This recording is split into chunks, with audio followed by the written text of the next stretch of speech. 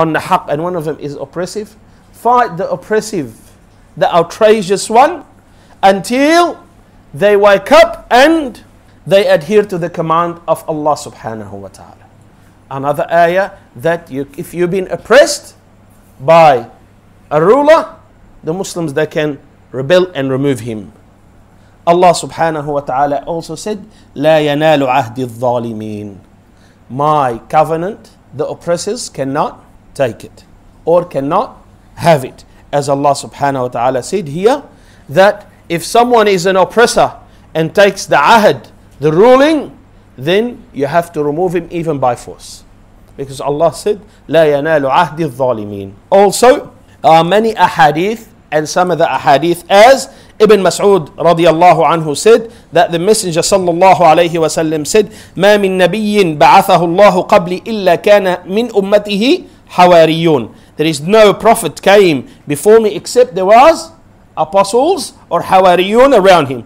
وأصحاب يأخذون بسنته, and companions, they follow his sunnah. ويقتدون بأمره, and they follow his order. ثم إنها تخلف من بعدهم خلوف. Then the generations come after them. يقولون ما لا يفعلون. They say what they do not practice, or they act upon different what they tell the people to do, or their orders. فَمَنْ جَاهَدَهُمْ بِيَدِهِ فَهُوَ مُؤْمِنٌ. Whomever does jihad against them with his hand, he is a believer. وَمَنْ جَاهَدَهُمْ بِلِسَانِهِ فَهُوَ مُؤْمِنٌ. And who performs jihad against them with his tongue, he is a believer. وَمَنْ جَاهَدَهُمْ بِقَلْبِهِ فَهُوَ مُؤْمِنٌ. And whomever performs jihad with his heart against them, he is a mu'min. And today, they're not performing jihad against them with arms and Kalashnikov. Our brothers and sisters around the world who are rebelling against the tyrants are doing it with what? With their voice.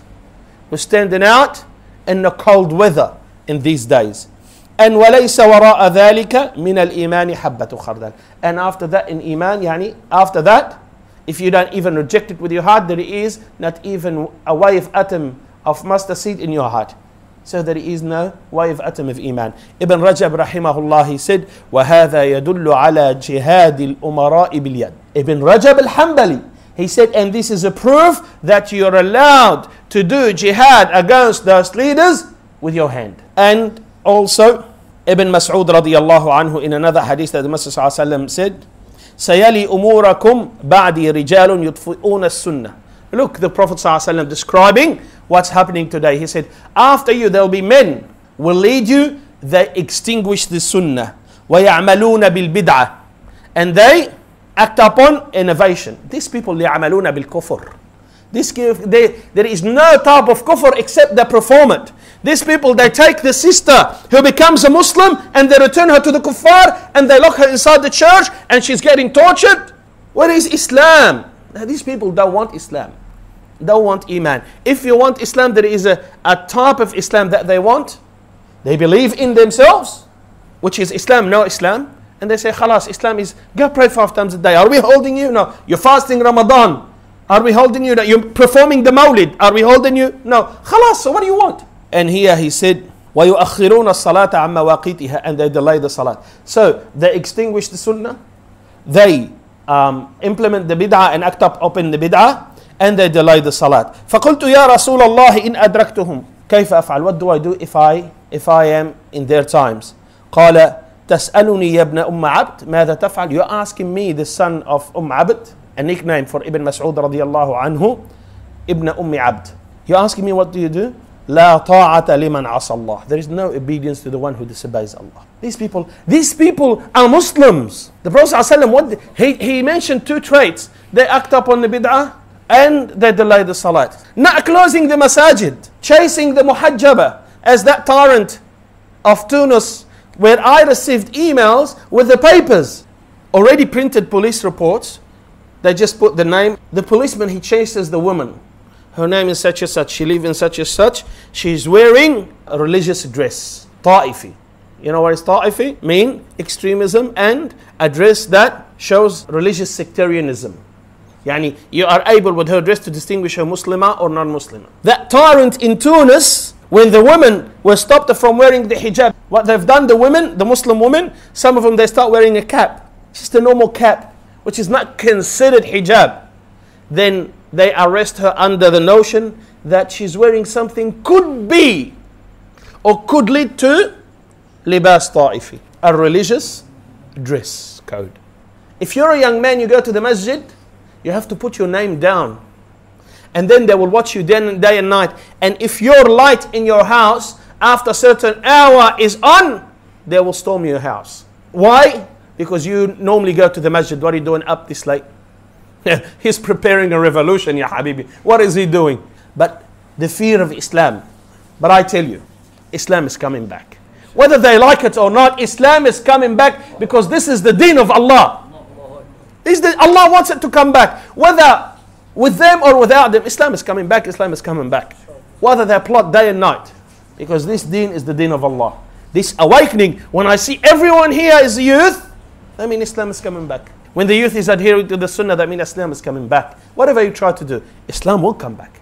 And here he said, another hadith, Abu Bakr radiallahu anhu narrated that the Prophet Messenger sallallahu said, إِنَّ النَّاسَ إِذَا رَأَوُا الظَّالِمْ فَلَمْ يَأْخُذُوا عَلَى يَدَيْهِ أَوْشَكَ أَنْ يَعُمَّهُمْ اللَّهُ بِعِقَابٍ مِّنْهُ. The people, when they see the oppressor and they do not stop him, this is the dalil. If they do not stop him, they're just about a destruction comes at them from Allah subhanahu wa ta'ala. And that's why the ummah is living in destruction. Because we don't stop the oppressor. Everyone is scared. Everyone is worried about his dunya. So the oppressor would oppress. As it said in the saying, Ya Fir'aun man far'anak? قال له ما لقيت حدا يوقفني. When they asked Fir'aun, why you become Fir'aun and such a tyrant in the land? He said, I didn't find anyone to stop me. So I kept on going. And here, also the hadith are many. I collected so much. يعني the khutbah also of Abu Bakr, he said, طيعوني ما أطعت الله ورسوله فإذا عصيت الله ورسوله فلا طاعة لي عليكم. Abu Bakr radiallahu anhu in his speech, in his first speech when he took the reign of power, he said, obey me as long as I obey Allah and His Messenger, and if I disobey Allah and His Messenger, I have no authority over you. And also hadith Abi Sa'id al-Khudri radiallahu anhu an Rasulullah sallallahu alayhi wa sallam, he said, أفضل الجهاد كلمة حق, the best of jihad, a truthful word, عند سلطان جائر, against an oppressive sultan or a ruler. And also another hadith عن Ibn Umar رضي الله عنهما, the Messenger صلى الله عليه وسلم said, إذا رأيتم أمتي تهاب الظالم أن تقول له أنت ظالم فقد تودع منهم. If you see my ummah too scared to say to the oppressor, you're an oppressor, فقد تودع منهم. يعني, in a layman word, say to my ummah goodbye, they finished. And also the hadith are many. And another hadith, the Prophet sallallahu alaihi wasallam said, أخوف ما أخاف على أمتي الأئمة المضلين. The most that I fear about my ummah are the misguided imams. Imams here, not only imams يعني in the masjid, or imam the shaykh, no, imam also the leader. The leader is an imam to his people. And also Umar radiallahu anhu, he's got this famous saying. He said to someone, do you know what destroys Islam? قلت لا. He said, no, I do not know what destroys Islam. He said, يهدمه زلة عالم, the mistake of a scholar. When a scholar makes a mistake, million people follow him. Millions. So when the scholar makes a mistake, not like a layman makes a mistake. وَجِدَالُ مُنَافِقٍ بِالْقُرْآنِ, and a hypocrite who debates with the Quran. يعني he interprets the Quran and he twists the adillah of the Quran to suit his whims. And here he said, وَحُكْمُ الْأَئِمَّةِ الْمُضِلِّينَ, and the ruling of the misguided rulers. طيب. Are the four imams, A'immat al-Madhahib, what did I say about rebelling against an oppressive ruler? This opinion that you're allowed to rebel against an oppressive ruler, it is the most known and famous opinion of the Salaf, from the companions and their students.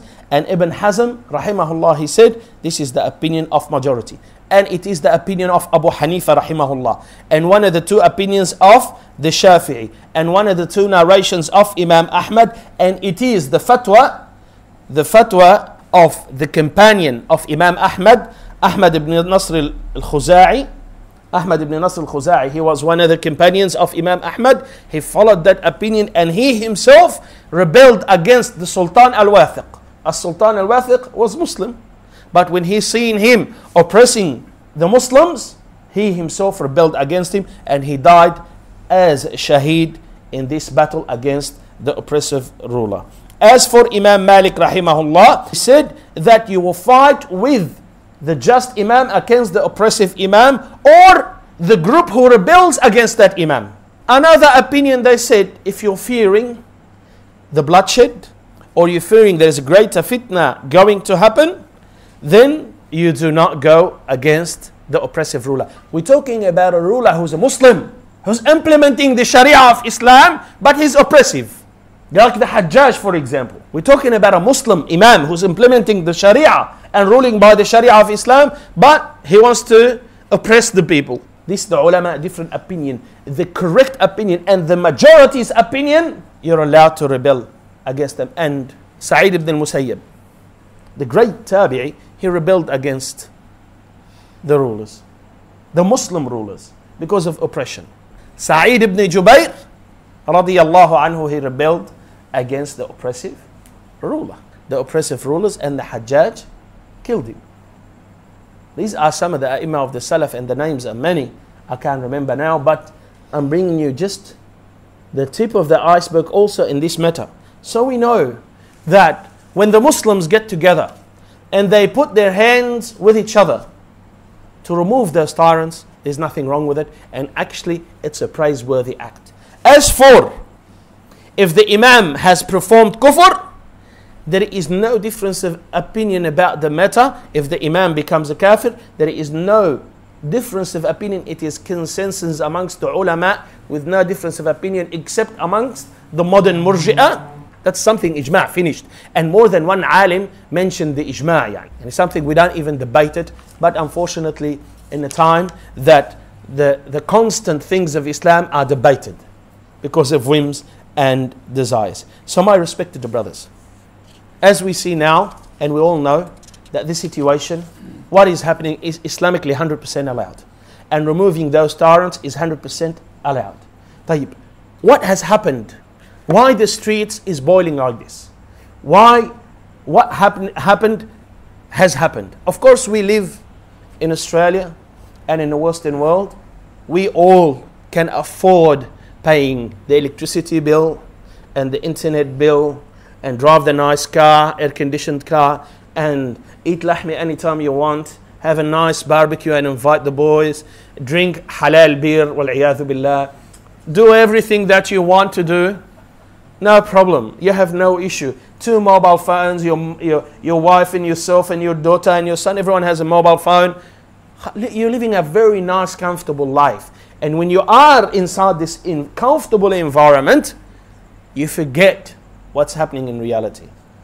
You complain that the kilos of cherry is what? $15 today? You complain it's too expensive, the cherry. Ya akhi, wallahi, I can't. I want to bring a box for my wife and children. It's a bit expensive.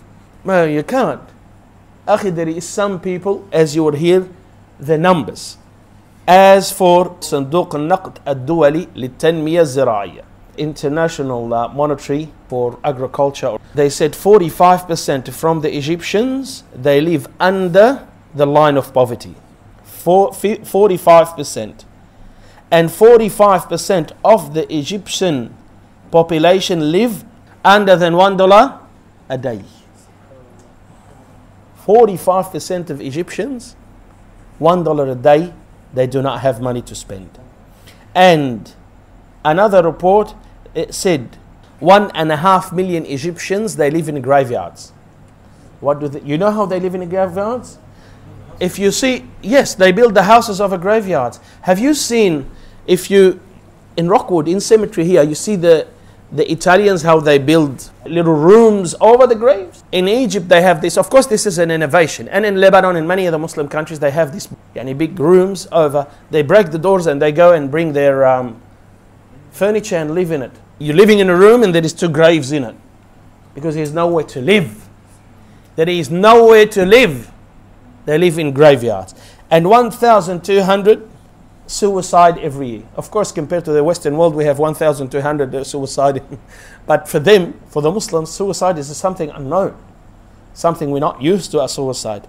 And between 57 to 60%, they live in depression and misery, ignorance and poverty. And then we ask why and how long. And also, Another study proved that 39 billion